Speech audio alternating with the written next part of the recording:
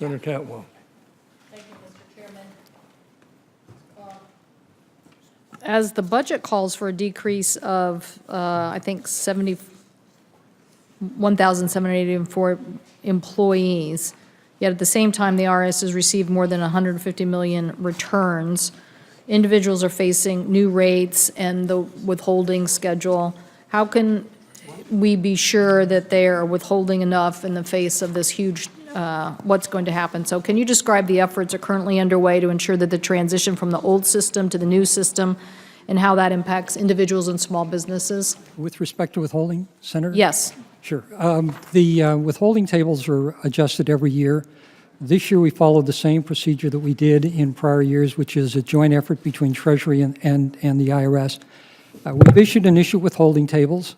They have been implemented by many employers.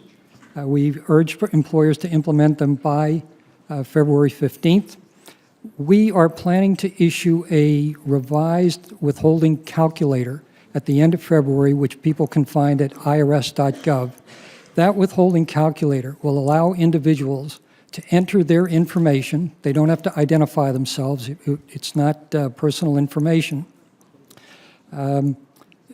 They will be able to enter their income, the withholding year to date, number of dependents, and calculate how much they're withholding, how many allowances they should claim in order to have their withholding work out pretty close to what's actually owed at the end of the year. So that should be due in February. We're putting a lot of effort into that and view that as a critically important project.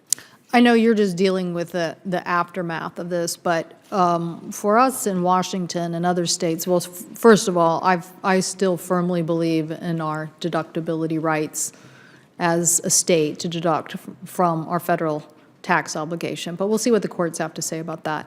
But nonetheless, states like mine who've been able to deduct and also don't have an income tax, so the complexity to the taxpayer who has been using this as an analysis for what they might be owing. I know a lot of people think they're going to come without owing, but I got news, very challenging. There are people, because of the change in the law, there's actually going to see a tax increase. So I hope you will work specifically with those states that have these issues so that that calculator helps address some of that, because I think of it as a very big sea change for states like mine and others, and how they're going to be impacted. Can I ask you about cybersecurity, and are we taking enough steps to make sure that we have upgraded our system and protection from hacking from the IRS? I mean, hacking of the IRS by outside entities? Well, the focus on cybersecurity at the Internal Revenue Service is constantly evolving.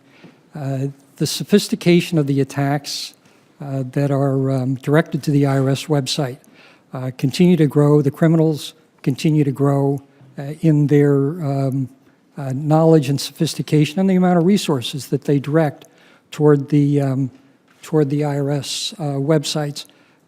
We specifically asked this year in the budget for an increase of 6.2% in the funds allocated to operation support, specifically to deal with this sort of an issue.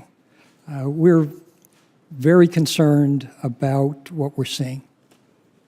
Do you have the people and the resources then? Well, one of the things we were asking for is streamlined critical pay authority. I don't know if you're dealt with that, but streamlined critical pay authority would allow the IRS to hire people in these critical positions in a fraction of the time it would otherwise take, and it would allow us to pay them more than we would otherwise be able to pay under the government pay scale. Streamlined critical pay was part of the 1998 Restructuring Act. We don't have anyone at this point in time under streamlined critical pay because our authority has expired. That is a very important proposal. Well, I'm happy to work with you on that. I certainly believe that you should, and we should protect taxpayers with the best cybersecurity technology and personnel that can be hired today. So thank you very much, Mr. Chairman.